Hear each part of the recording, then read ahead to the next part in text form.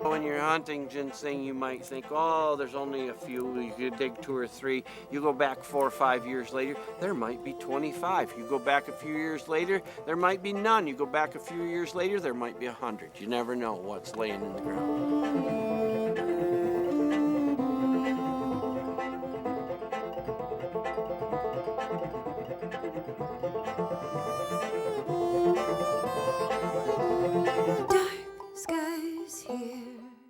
This plant right here is called rattlesnake fern. Here the slang term is spike fern. In your area it's shang pointer. Shang pointer.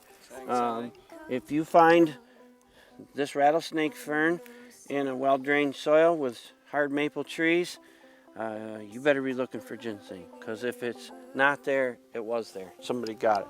But more than likely you're going to find ginseng where that's growing. So. Number 1. Everywhere I go, I look for you. Do you look for me where you go to? The people who dig wild ginseng are the reason why there is wild ginseng. If people were not taking care of this plant, planting the berries before there was a season and a regulation, there probably wouldn't be much wild ginseng out there because of development and other pressures and the fact that the plants do die when they get old. But for the last 300 years, people have recognized that that's the propagule, and they've planted it and taken care of it. The same people that trapped fur were the ones that dug ginseng, and the same people that bought fur were the ones that bought ginseng. I started here about 40 years ago, reading a Fur, Fish, and Game magazine about ginseng, and so I went looking for this mystic plant that's supposed to grow in the woods, and down in the woods over there I found a couple of plants that looked like what I was looking at in the magazine. So I came up here in this woods again and started looking around, and it was pretty much spread out all over this whole area. So I decided I was going to start trying to grow it, and away it went. In 1972 I started, and by 1992 I had over 90,000 plants I was caring for. These are the kind of plants that I've raised over the years, lots of 3-foot plants. Most popular ginsengs in the world from a consumption standpoint are Panax ginseng, which is found in Asia. They call that Asian ginseng. And we have here in Eastern North America, Panax quinquefolius, American ginseng. Those are the 2 most popular in terms of the volume that's consumed. So there's traditional Chinese medicine that's still in play in the Asian Pacific Rim, that part of the world. That's not going to change. That's, you know, as far as I can see and anybody else can see, it's been around for 2,000, 3,000 years, and it's here to stay. They just are adopting Western traditions in their healthcare system that tend to make sense and that tend to improve their healthcare, but they're not throwing out necessarily older traditions. So there's always going to be a demand for high quality ginseng.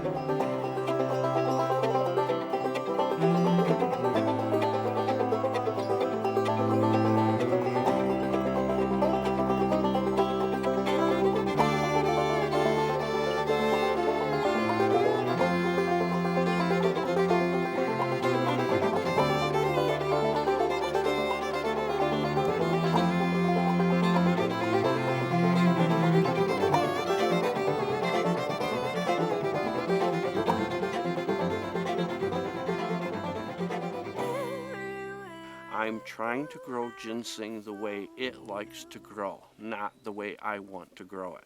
So I have mimicked for years the situations that it grows in the wild and the ways it grows in the wild. I've tried to mimic here, and it has been very successful over the years.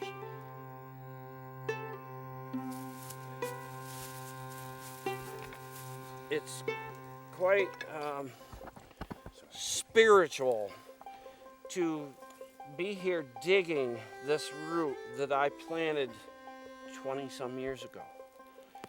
20-some years ago, I put this root in the ground. I always start carefully to dig down. You never know where the root's gonna go. Okay, that is a ginseng root, and I almost pulled that because I thought it was a tree root. So you have to learn the difference between tree roots. There's another ginseng root. You can break a tree root, but you don't want to break the ginseng root. See, now that root goes way back this direction. So, all right, here's a tree root. That root goes through it. See, that ginseng root continues to go this way. And here we go out to the end reaches of that. All right, we got to the end of that little feeler root. Now, when people are eating ginseng, some like different parts of the root. This little fiber part, we call it, I like this the best. I think this is going out and getting nutrients from out here that aren't here, that have already been used up. So when I talked years ago to the old Chinaman that taught me a lot of stuff about this, he looks at me and he goes, "You buy broken tomato?" I said, "No." He says, "Ginseng costs a lot more than tomato." So he impressed on me that he didn't want any broken roots. Pull, because this might go around into it, so I've got to bear some of this back. See, that one goes down through to here, but it's got part of a ginseng root, so if I just pull that, I'm going to break the root.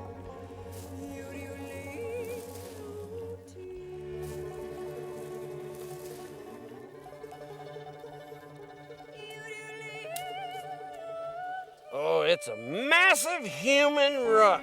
Look at that. It's a perfect man root, which is quite rare. It's got the body, it's got 2 arms and 2 legs. It's a classic man root, which are 1 in 1,000. Chinese discovered our ginseng 300 odd years ago through the Jesuit missionaries working in Quebec. And they began importing it. And they kept it up. The volume of trade was huge during the 18th and 19th centuries. And they still control the ginseng trade. So what is it that the Chinese find so valuable about this plant?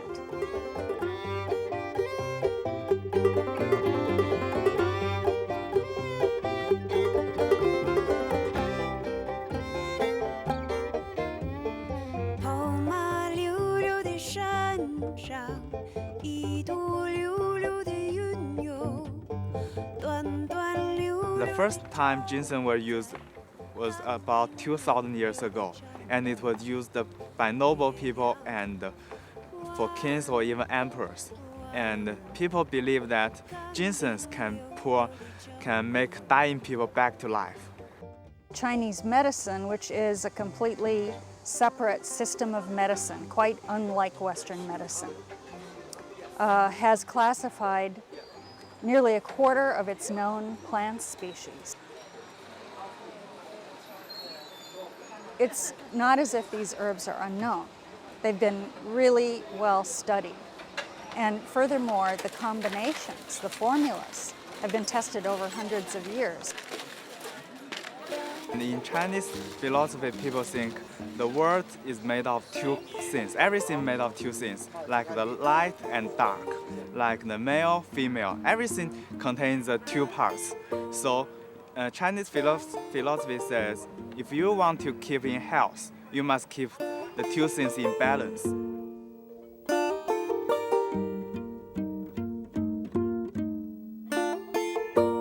Ginseng is important for old people. That is because when you are young, you're kind of like a burning fire. And when you are getting old, the fire is getting smaller and smaller. So you need some extra things to make you burn more. So ginseng is kind of like that kind of medicine. So Chinese believe it's good for older people and it can make you live longer and longer.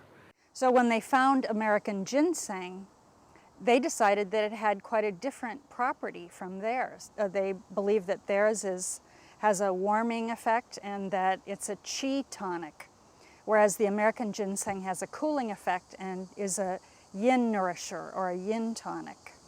So they wanted our ginseng as well as theirs for their medicine, and they still value that very highly. Now that's as nice a ginseng as you're going to see anywhere. I love all these roots. Yin is considered to be the energy that enables us to hold fluids in our body. It enables our skin and our nails to be strong. It keeps our hair from going gray. It has a holding, nourishing action. And it's well known that we all lose yin energy as we age. So an herb or an herbal formula that can tonify or improve yin energy is really valuable. The best ginseng must from not farmed, but from the wild, and on deep mountains and cold place, and of very old years. That's the best, the top ginseng. You take ginseng? Yes. You do? But I thought ginseng was just for old people. It's good for young people also. Yeah? Especially if you go to school and you have wait until last minute to study, and then you need to stay awake. Yeah, and it's very natural. It doesn't give you a crash after like caffeine and stuff. When you need to study, do you take any particular grade of ginseng, expensive, or just like Wisconsin ginseng? Or do you try to take wild ginseng? I take wild ginseng also. Yeah. I'll turn them in. The Chinese call this the head. You can see 1 ring, 2 rings, 3 rings, 4, 5, 6, 7, 8, 9. Now it's starting to get a little bigger. You can tell 10, 11, 12. Each year there's another little platform. This is where the plant grew off that year, broke, and then it grows another bud scar. So that's 13, 14, 15, 16, 17, 18, 19, 20, 21, 22, 23, 24, 25, and this year is 26 for sure years that root has grown. Now more than likely there's 5 or 6 more years that have grown that don't show on this neck. That's very good root when they're between 20 and 30 years old. That makes a very good wild root. Kentucky is the leading state in terms of export of wild ginseng. I think West Virginia or Tennessee are second or third in that regard. I believe the harvest in West Virginia, between 15 and 20,000 pounds a year are harvested, and at a price of anywhere from $300 to $500 a pound or more. It does have an impact, I think, on rural economies. So I do think that there are some people who, I know I deal with these people in New York even, and if it weren't for a little bit of ginseng money, a lot of diggers I know will dig ginseng in September into October, and then they'll sell it around Christmas time. And in many cases, that's the difference between their kids getting Christmas presents and not getting Christmas presents. This is kind of a typical but non-typical habitat for American ginseng in the region. Hardwood forest. We're in a nice, beautiful hollow. This is a wild area, and this is the kind of place you would expect to see true wild ginseng being found.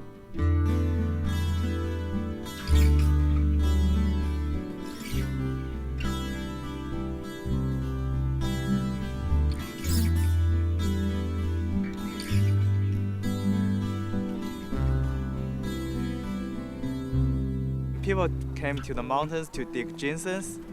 They have a tale said, if you fall asleep, when you dream a cute boy or cute girl, that means there are ginseng around you.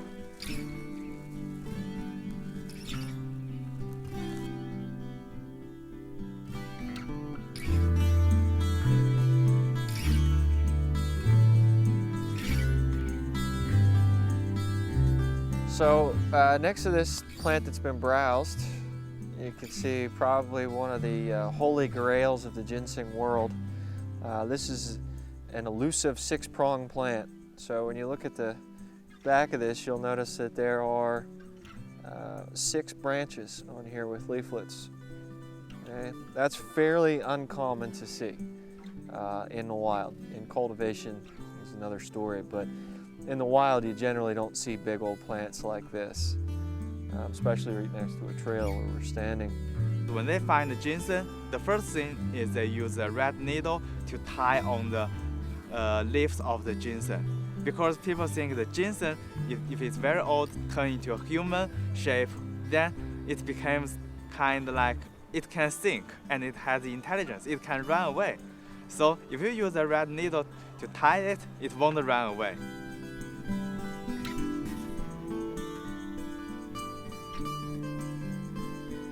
There. That's a pretty nice one. A little skinny. Hold on. Let me knock this dirt off of there. You know, ginseng is a funny critter because some people pay a whole lot of attention to it, but for the most part, our society doesn't really value it. You know, it's something that you see, you know, as an ingredient in Pepsi or in Arizona green tea or one of those things. And people really don't think too much about the plant. They don't realize that, in fact, a lot of people that I talk to are surprised to know that American ginseng is even a native plant that you can find in the forest.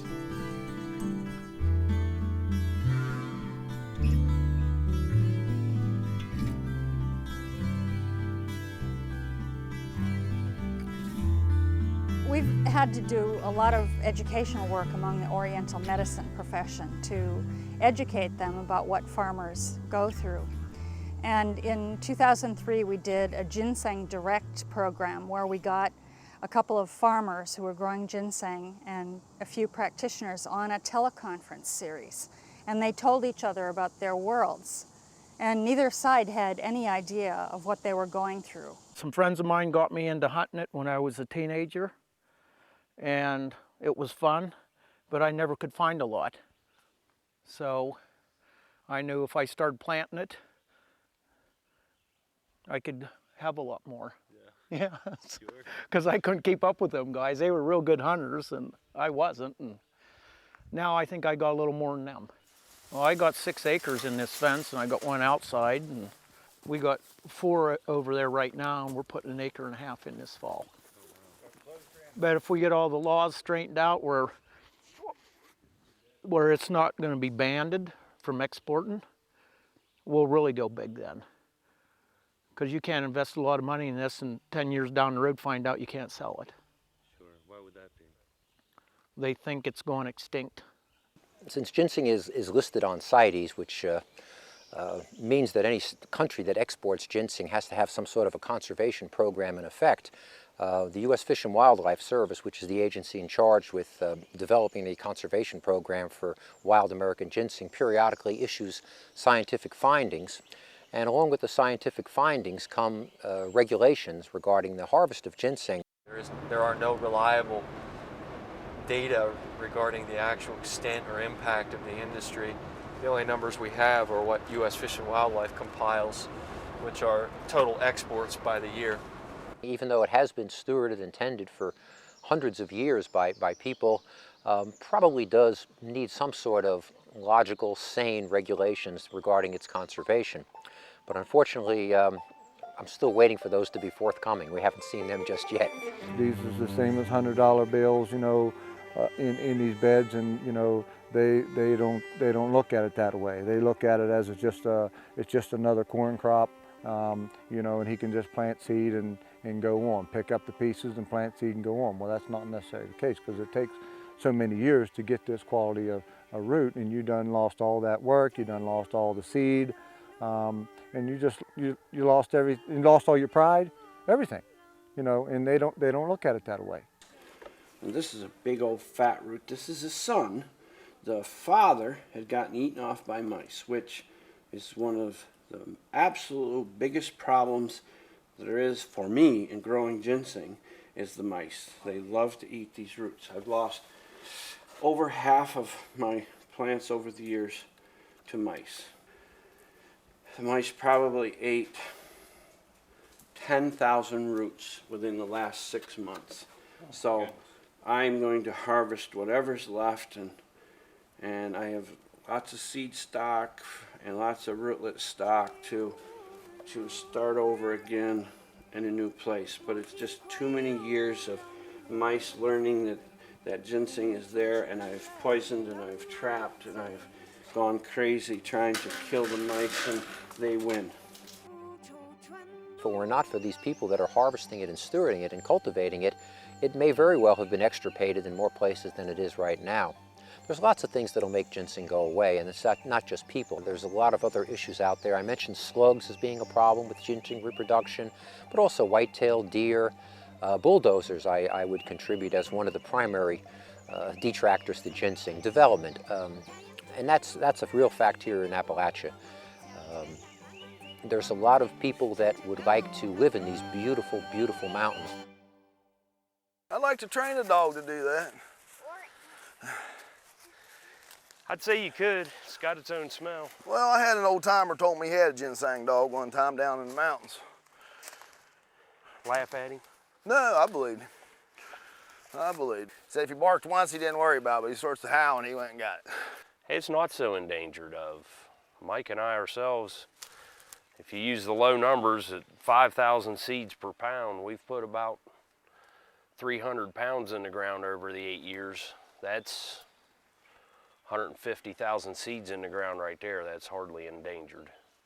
No, that's 1.5 million, isn't it? Yeah, it's a bunch. Wrong. It's a bunch of seed. It's not endangered. It's here. It's not going to go nowhere. We're going to keep it here. And there's several others of us. We can't get them out without tearing a lot of them up. Yeah, this is actually where we started Harding's Ginseng Farm. Right on this bank right here. We actually started right there, and we've raised 6 generations of ginseng in there without having to do anything to it. We have probably 80 to 100 acres of solid ginseng. We sell the whole root. We have the powdered root. We have the capsules. We have the ginseng berry juice, which is something that's very new. I'd say we're probably the largest in the United States, a wild simulated type. Dad he just loved to dig ginseng. You know, he loved to go out and hunt it as well. And, you know, he was fascinated by it like a lot of people is, you know, because it's a fascinating herb.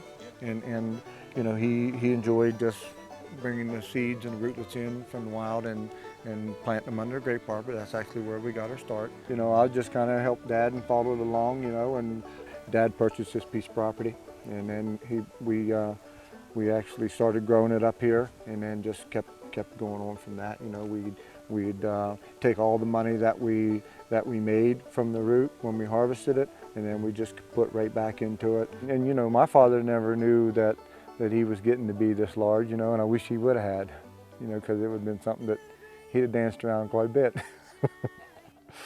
You know, we had pictures, you know, he danced a lot with the pictures. He took them down and showed them to his friends, you know. He was proud of them, and that's what the ginseng does to you. It makes you proud of you know, being able to grow it and be successful. It's something that, you know, it's a magnificent plant to do that. You know, it does lots of good things.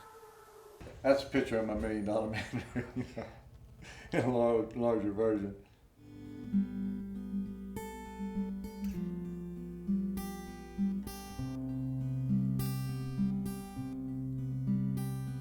Have you ever seen ginseng growing? In the TV? No, in the wild. Wild? Yeah. No, I'm in pictures. I'll make you a deal. You and Susie, your mom, you come upstate New York, I'll take you out, I'll let you pick wild ginseng. I would do that for you. Okay. Yeah. Thank you so much. We in the West can't remember how to do real plant medicine. And China, the Chinese tradition is teaching us. It's helping us to remember how to use plants. China has a huge requirement for ginsengs. And a lot of people, they buy ginsengs and send to their parents and send to old people, grandpa, grandfather, as gift. Northern Kentucky, southern West Virginia ginseng is the highest priced ginseng in the world. That's a great, great thing for us. I still have a full-time job. This is a hobby. I don't draw any paycheck off of this yet. But I can see myself digging enough ginseng where I won't need that other job in 5 years. I see that happening. Now, I'm not saying I'll quit my other job, but my 17, 15-year-old stepsons can dig this and create a job for themselves. Hopefully I can make this happen. You know, I've got a lot of dreams that need to fall into place here. We're heading the right direction. I've got a lot of ginseng growing. Ginseng is a part of American history, an important part of American history, I think. And you know, trying to ban it or outlaw it or restrict it in such a way that destroys that culture, I think that's a bad thing. I think that there are generations of people that grew up learning how to harvest wild ginseng from their grandparents, and it's an American tradition that's been passed on, like hunting or fishing or things like that, and I would hate to see that disappear, particularly from places such as Appalachia, which is the ginseng's basically home range.